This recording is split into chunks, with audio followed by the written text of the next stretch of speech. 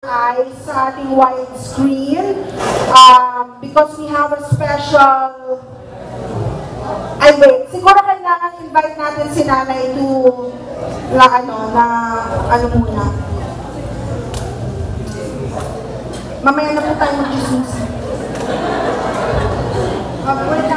Okay, picture that.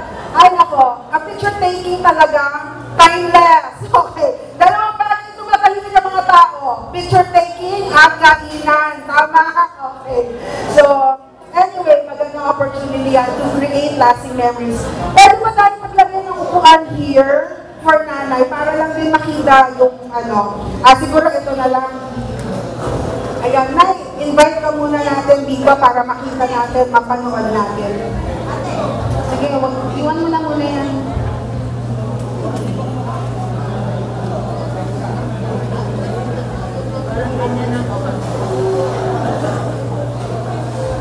Ayan. Okay. So, we have prepared a special EVP for nanay. Para meron po kasing mga nasa ibang bansa na gustong magpaabot ng kanilang pagbati. And so, kayo Okay. Sige. So, Nay, eto po, may mga pagbati pa sa iyo. Panoorin po natin to.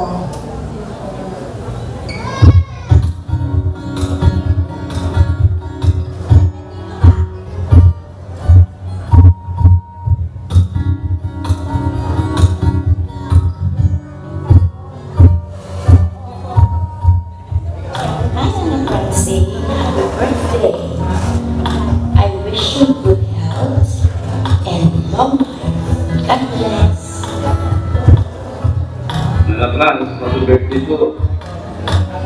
Kapag ko ng tirmita, dapat pagkakulit ang mga sa sayang ninyo. Naliwas ko ang birthday ko ng marami.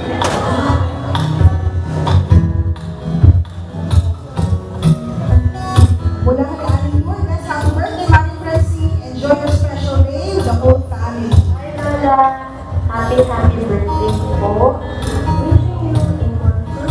Lesson and healthy years to come. Being 85 years old is manifestation that you have been living your life in a healthy manner. Thank you po dahil ginawa niyo po yun kasi nung kilala ko kita, nagkaroon pa ako ng opportunity na makasama ka. Hindi ko po makakalimutan yung kindness na binigay niyo sa akin, especially nung napapanganak ko lang sa kay Rafa. And dahil ko sinecheck that time, kung kumain na ako, kung naka-exit ba ako, consider nga nakapapangalan ko na. And first thing, kung kumain sila, so it's quite new to us. So thank you Lola, babawi kami nilarapan, pagkabalik natin na, enjoy your special day, I love you Lola.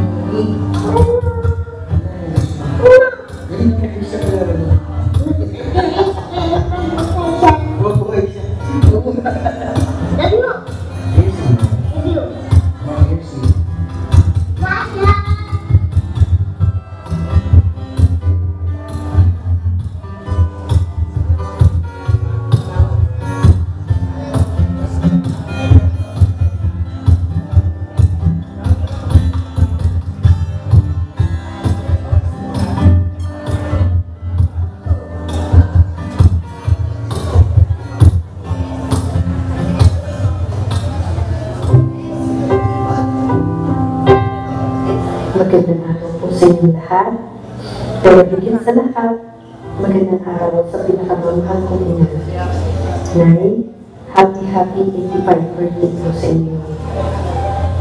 Habang sinasabi ko ito, hindi ko mapigilan maiyak kasi gusto ko sana ako mismo ang nandoon at pakayakapin kayo para hawakan ang mga kamay ninyo palaging